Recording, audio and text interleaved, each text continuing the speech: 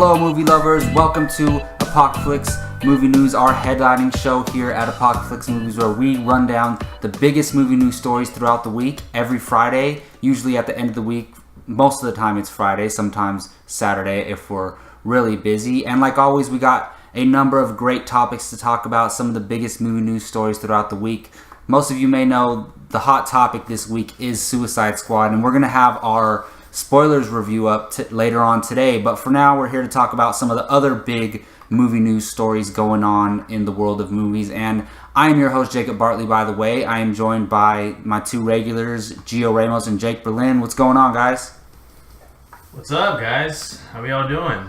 Suicide Squad, how about that movie, huh? Yeah, it's good to be here. I can't wait to talk about it. We will talk about that movie pretty soon. But yeah, let's jump into our first topic of the day, and that is that Guardians of the Galaxy Volume 2 will supposedly not feature an Infinity Stone. Most of you fans of the Marvel Cinematic Universe know that a lot of the films feature one of these Infinity Gems, and for better or worse, they highly impact the plot of those films. And it's been expected that Guardians Volume 2 would feature one of the final two Infinity Stones leading into Infinity War in 2018, but that seems not to be the case, since director James Gunn took his Facebook page this past weekend to do a fan Q&A like he does a lot of. And when asked about the presence of the Infinity Stones in the sequel, Gunn flat out said, quote, "There will be no Infinity Stones in Volume 2. He continued to say, "There will be Infinity nothing. It's a story about the Guardians and isn't meant to lead into anything else."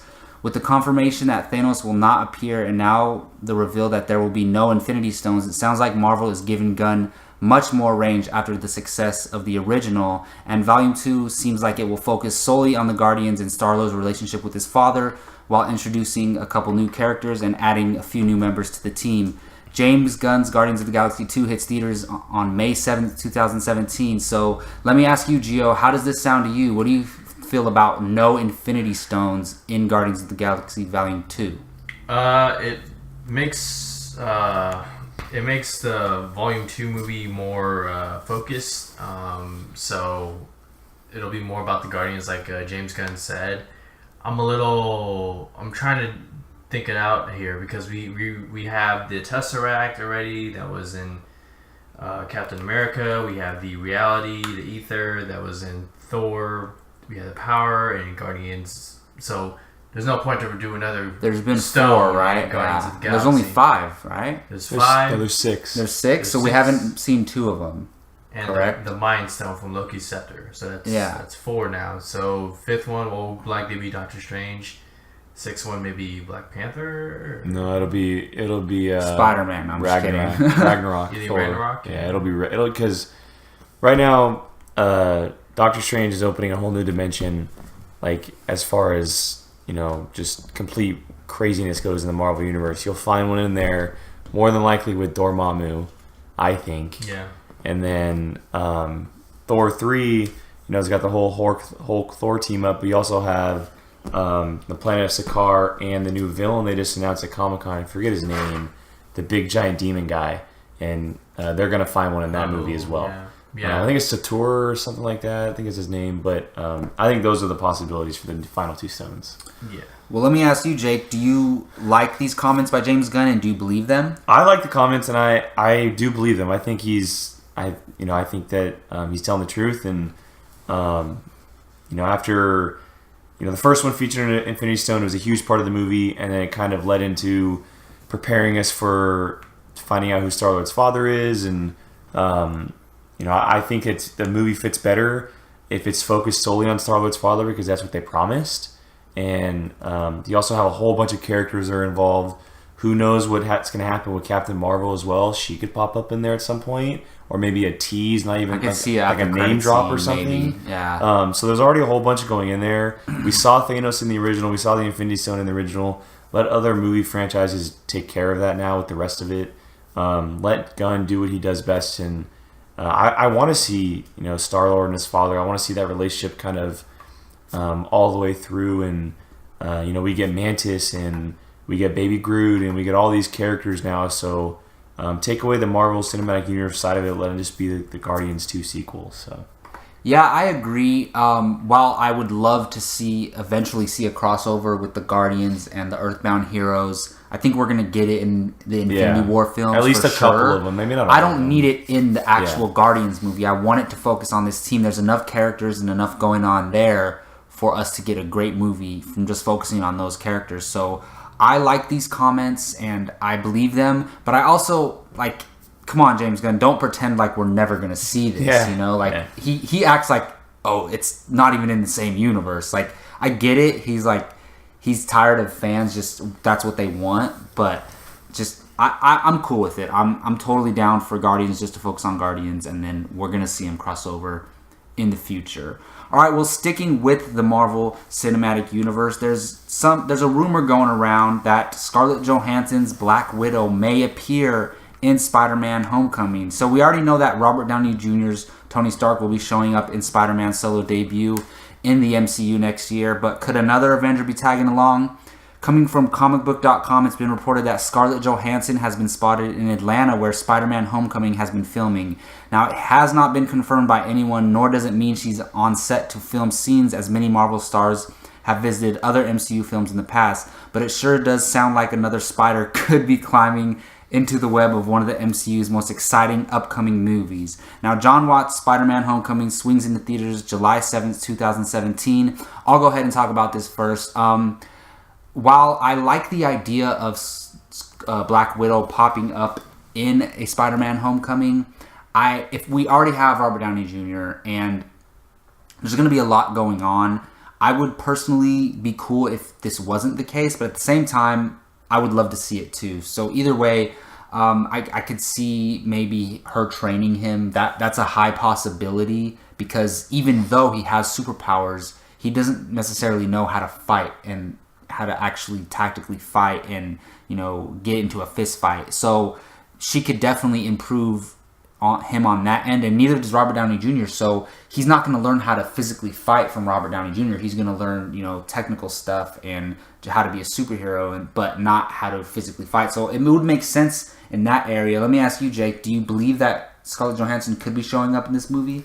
I do believe that she could be showing up, and I think it's an awesome move by Marvel if that's the case, because we all expected that after Civil War, Tony Stark obviously is the one because of their relationship that was created in that film, but also Captain America, because of that one single scene they were together, the whole New York, 5 boroughs of New York City thing, they had connection, and Queens and Brooklyn. Yeah, it would make sense for Cap to show up, and kind of going off your point, you know, bringing in either Black Widow or Captain America, it brings a whole different side of it, because Iron Man knows how to fight, yes, but he's not as combat skilled as Black Widow or Cap. Like, if you think about it, they've never shown it, but just imagine the training sessions that go on between Black Widow and Cap. Oh, yeah. Like, those kind of fight scenes. If you strip every one of their powers and have all of them fight each other, those two, she wins. Yes. Well, and I think Cap and maybe, Black Panther obviously as well, but Black Widow for sure, because she's been trained from day one, and she's,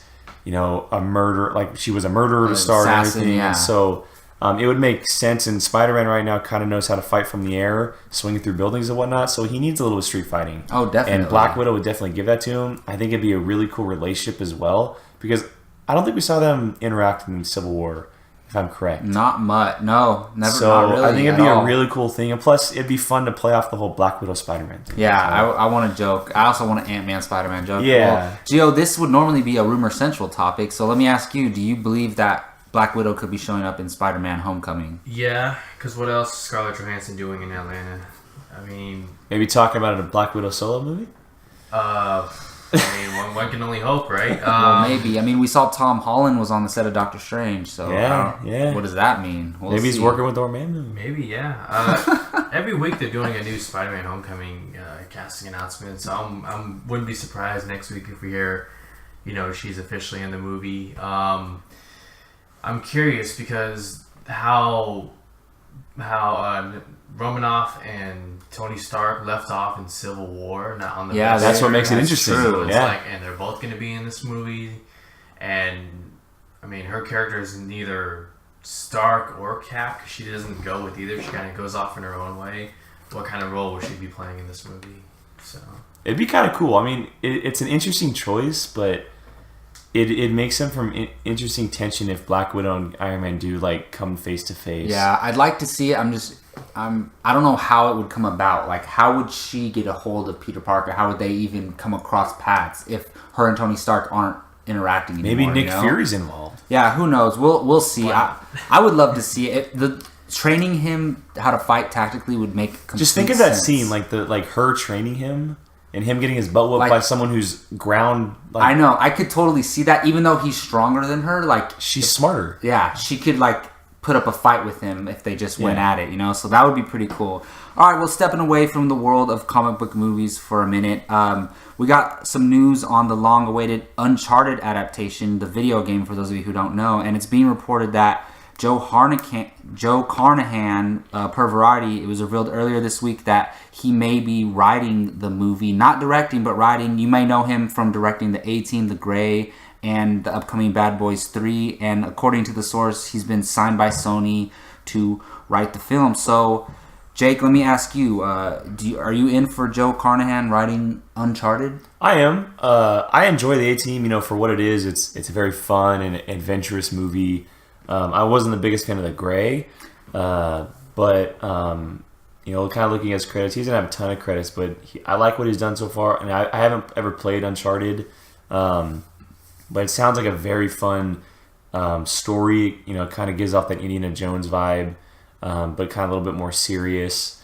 I don't know who they're going to pull on to direct, but I think he's capable of doing it. The A-Team kind of seems like that kind of adventure film, kind of going off and around the world and doing all kinds of stuff. And Uncharted, it's been in the works for a very, very long time, and it's a video game that's been wanted to be a film for a very long time. It's very popular, so I'm in for it. See what he does with Bad Boys 3 and kind of go from there. But I like what he did with the A-Team. A lot of people enjoy The Grey, so it's a good choice. Gio, I know you're looking forward to Bad Boys 3. How do you feel about Joe Carnahan potentially writing Uncharted?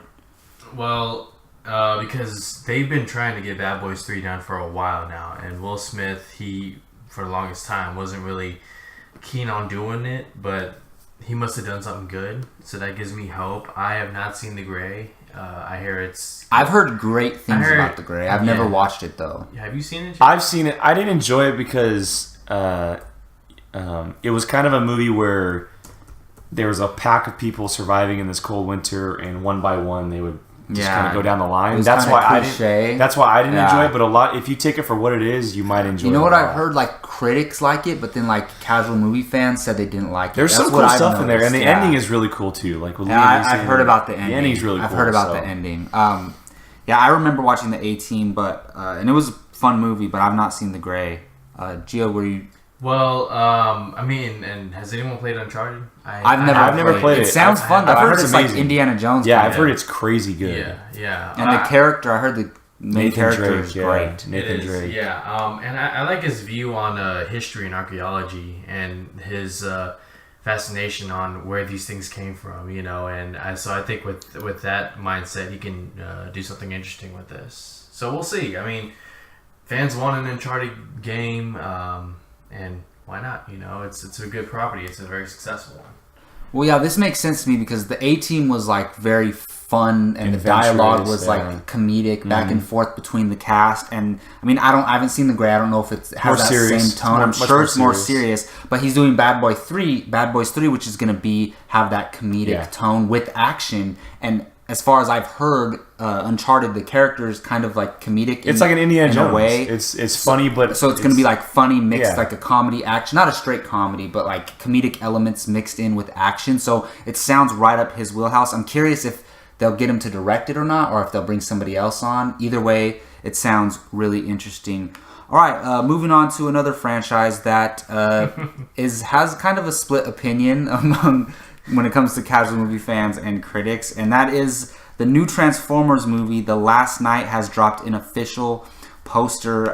Like I said, the next movie titled The Last Night is coming to theaters next year, and we have a new look at the legendary Autobot in his new poster, Optimus Prime, correct? Is that Optimus Prime? It is OP. With some cool colors and some cool looking creatures, but we've been fooled before, so just looking at this image, Jake, how do you feel about this poster? Just the image, keeping away Michael Bay and everything the Transformers franchises has, I'm buying the poster, man. It is awesome. I think it's so cool. Some rad colors. OP looks totally badass wielding that sword.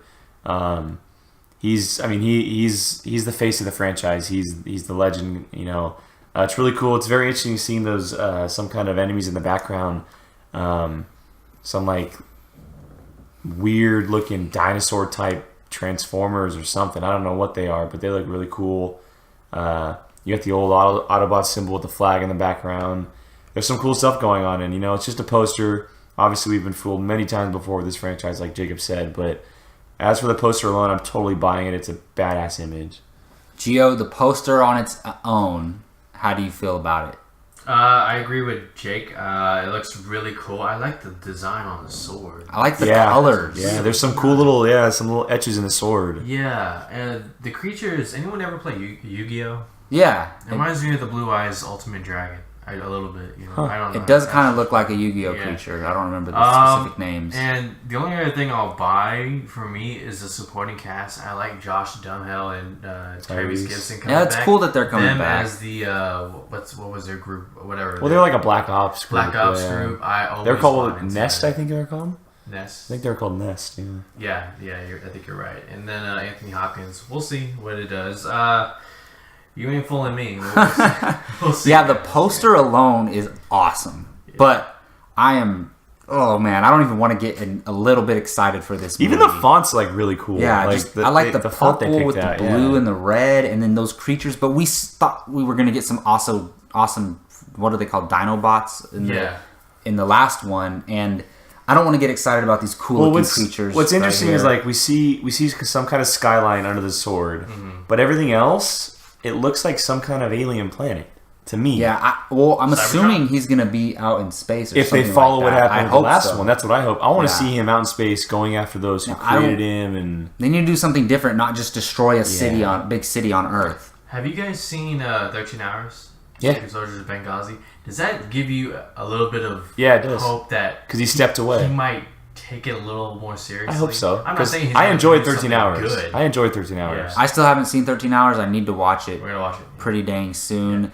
Yeah. The Transformers: The Last Night hits theaters on June 23rd, 2017. Let's cross our fingers and hope it's good, but we will not be expecting it to be. All right, moving on to a new segment for our Movie News podcast. Something pretty clever that Jake thought of. I'm liking the idea. It's called Take One, Leave One, and we're going to put two movie-related topics against each other, and we're not necessarily saying one is good, one is bad. It's just if you had to take one and leave one, which one would you take, which one would you leave? Doesn't necessarily mean you dislike the one that you're leaving. You're just saying you like the other one more. So our first topic is going to be two new trailers that have come out, and we got a trailer for the new movie Masterminds, which stars Zach Galifianakis and Kristen Wiig, Owen Wilson, Jason Sudeikis, and I believe, is Kate McKinnon in it? Kate McKinnon, Leslie Jones, I think, because this movie the whole cast of Ghostbusters? Well, this movie was supposed to come out last year, and they pulled it. I remember seeing trailers for it over a year ago. I think they added McKinnon and Jones. I think they were never in the original trailer. I think they did for sure. Where's Melissa McCarthy at? Come on now. And then we also got a trailer, two very different movies. We have the trailer for Kickboxer Vengeance. So, Jake, this is your segment that you thought of, so you get to be the first one to answer on it. So you got Masterminds trailer, Kickboxer trailer. Which one are you taking? Which one are you leaving? Yeah, so the Masterminds one is interesting just because it was supposed to come out nearly a year ago. And they pulled it, and they did some work on it. I was buying it. I was totally into it then. But the Kickboxer trailer, man, I believe it's a remake of the original. Supposed to be, right? It's a soft continuation because no. I think it is. He plays a different character, right? He plays a different character. Yeah, Jean-Claude Van Damme. Right, yeah. So, and you got Dave Bautista in there, and surprisingly, I'm gonna take the Kickboxer trailer and leave Masterminds. Wow. Kickboxer it's going to be cheesy. It's like a Mortal Kombat type movie. It's going to have that cheesiness to it, but it's going to be fun. I bought the trailer. The boxing looks really cool. You take the actors for who they are. I mean, they're all former WWE or UFC stars in this movie. But I'm not totally bought into the Masterminds yet. We'll see with another trailer or as it gets closer. But I like everybody involved in that movie. But I'm going to take the Kickboxer trailer and leave the Masterminds. Yeah, by the way, I didn't mention that Kickboxer stars Dave Bautista, and the main character is played by Alain Moussi. I think I so. don't know how to pronounce it. Jean-Claude Van Damme, and it also has Gina Carano and GSP. George St. Paul. I don't know how to say his name. Yeah, that's how you say his name. So, Gio, let me ask you: which trailer are you taking? Which trailer are you leaving? Masterminds and Kickboxer Vengeance. Can I leave both? Can't. You know what? I'm gonna take the Kickboxer Vengeance one. You know, I'm a big supporter of Dave Bautista. I like what he's doing with his career. He's continuing to find solid roles. You know, they're nothing spectacular besides Guardians, but I mean, I love that he's getting more and more work.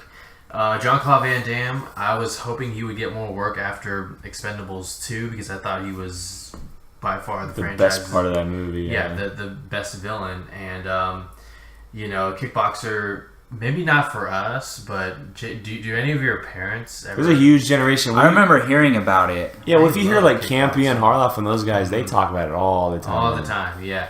And the Masterminds, I didn't really laugh. I don't know. Maybe there's a Red Band trailer out there soon. I think the first one is Red Band. Like the is one that was rated R? I hope it's rated R. I have to look then. But yeah, I'm buying the Kickboxer Vengeance purely for nostalgia purposes and seeing some of my favorite guys in the movie. Yeah, for me, I remember watching the Masterminds trailer when it first came out like 5 years ago, and I really liked the trailer. And you guys know me, I like that type of comedy. But putting that aside and I'm going to pretend that it's a new trailer and I haven't seen anything from it. I'm going to take the Masterminds trailer and leave the Kickboxer trailer. The Kickboxer movie actually looks pretty fun. Like, I think that's a perfect role for Dave Bautista to play. Like, he's not the greatest actor, so he needs to take little roles like this. And, I mean, it's kind of cheesy, like, oh, he kills his brother or his best friend or something, and I'm going to get vengeance. But, so, like, I'm actually looking forward to that movie. But if you're asking me to take one or leave one, I'm going to take the Masterminds trailer because this is right up my alley. I hope it's rated R. And especially, I freaking am in love with Kate McKinnon right now. She was like my favorite part of Ghostbusters. I don't care if you say she's over the top. I find her hilarious. And I love Kristen Wiig. Leslie Jones is cool. And Zach Galifianakis is hit or miss with me, but when he hits, he hits hard. So I'm going to go with Masterminds. And especially that one part in the trailer. It was in the old trailer too with Jason Sudeikis. He's like, all right, who do you guys want me to kill? And they're like, shh. He's like, is it one of them? Like, that line cracks me up. So I'm hoping the movie's good, and I'm going to put aside the fact that it was supposed to come out however long ago. All right, moving on to our second topic for Take One, Leave One. And we got some images from 2 upcoming films. The first one is The Lost City of Z, and it's...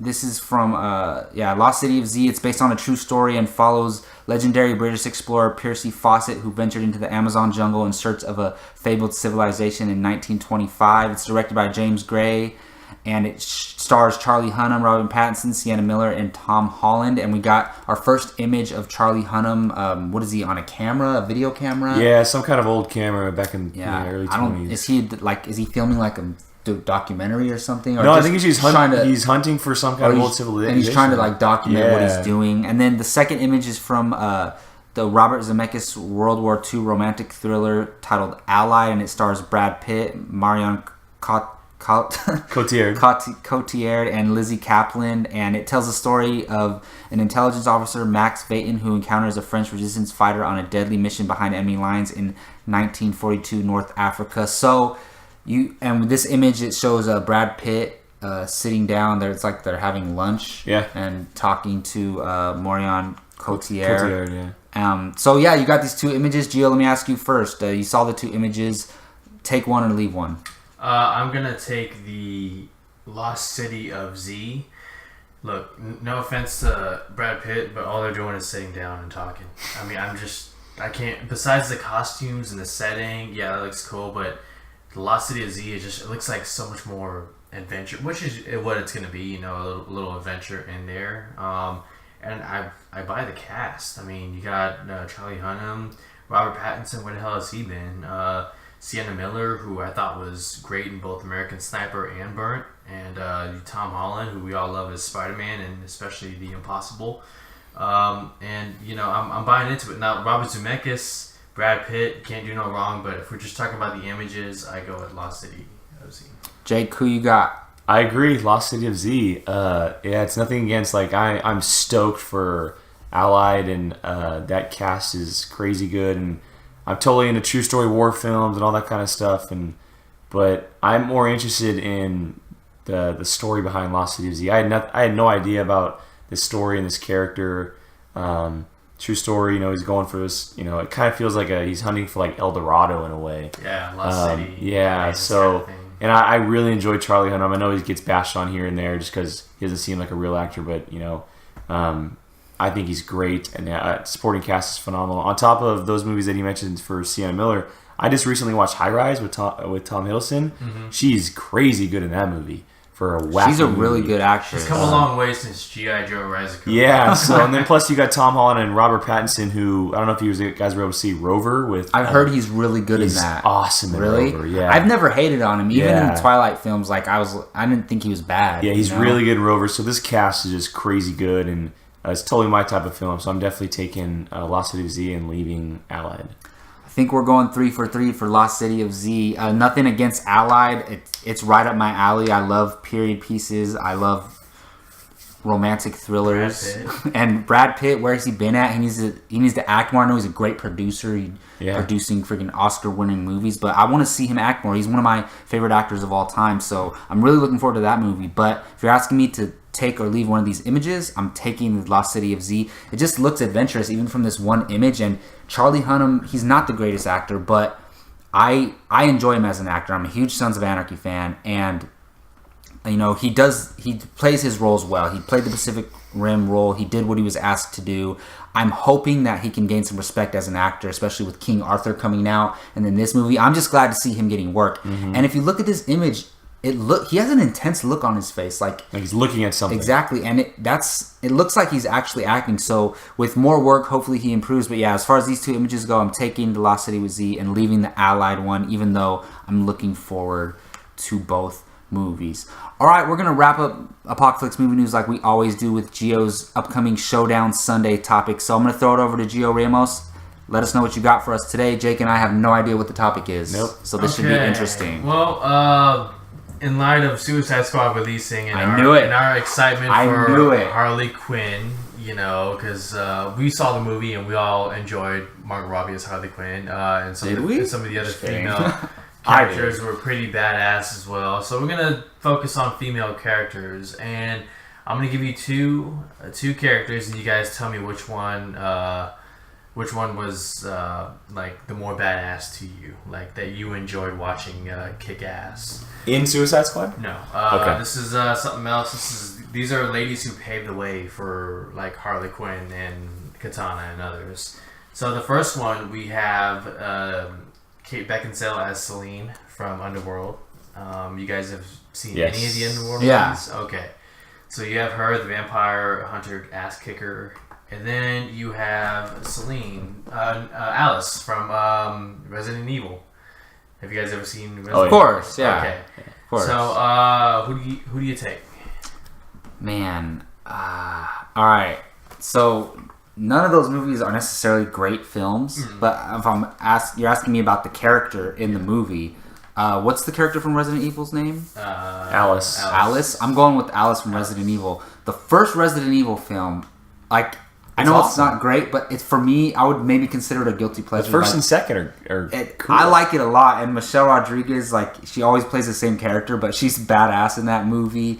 I gotta go with Alice from Resident Evil. Nothing against Kate Beckinsale's character in the Underworld movies. I as a kid, I watched the Resident Evil's movies a lot more, and I liked her character a lot more. So yeah, I'm going with Alice from Resident Evil. Who are you taking, Jay? Selene, in a heartbeat. It's nothing against Alice and Mia Jovovich, but I watched Underworld like crazy when I was younger with my dad. It was one of the franchises that I enjoyed. I think she's a total badass, and I have a total crush on Kate Beckinsale.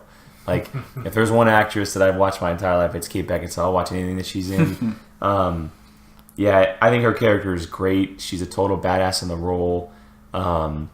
she's born to play that role because she almost kind of played a similar role in Van She Helsing. might play it again. They might I make hope, another one. Yeah, so I'm definitely going with Celine, but nothing against Alice. I just think if you put them toe to toe, I think Celine would whoop Alice's ass. Gio, who you got? That's pretty interesting. I gotta go with Celine. She's just, I don't know, her kicking ass and taking out, vampires and lichens too. It's just, I don't know. Like, for me, those movies are a little more closer to me.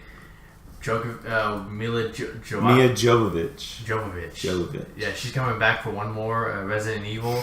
So it would be cool to see these two, same movies that come out in the year, Underworld 5 and the final Resident Evil movie, and just like, hat tip to both of them. But for me, I gotta go with Celine. Yeah, that was a good topic, man. Thanks for bringing it up. All right, well, that's going to wrap up Apocaflix movie news for this week. We talked about a whole bunch of subjects throughout the week, and we want to hear what all of you think. Please let us know in the comment section what you thought of all of the topics that we talked about today. Are you looking forward to some of the upcoming movies that we talked about? We really like hearing your thoughts. Let us know in the comment section, and we really appreciate you listening. Thank you. I want to thank Jake Berlin for joining me today and for writing the movie notes, which he's going to be doing from now on. Thanks, man, and let them know where they can find you online. Twitter, Instagram at Qui-Gon Jake with 2 N's, apocaflixmovies.com every day. This YouTube channel probably only for a little bit longer. School's coming up for me, so I'll probably only be on it for a few weeks longer. But like Jacob said, Jacob said, I'll be behind the scenes doing some stuff for Apocaflix here on the YouTube channel. So. And always putting up articles on the site too, so check that out as well. I also want to thank Gio Ramos. Where can they find you online, man? Yes, you can find me on Twitter at GioRamos24. And check out apocaflixmovies.com. We'll be putting up articles every day, and we'll keep it rocking. Jake, it's been a pleasure, man. I'll be here. See you around, bro. We're putting, we're going to plan on doing some stuff, but school, a little bit busy, so. It has, yeah. All right, and I'm your host, Jacob Bartley. You can find me on Twitter at JacobBartley_ on this Apocaflix Movies YouTube channel, obviously. Hit that like button. It really helps us out. Give us a comment. Subscribe. That would do us a lot. And also, follow Apocaflix on Instagram. We need to start plugging that more often, Gio, the guy who runs the Instagram account. Again, thank you all for listening. Until next time, take care.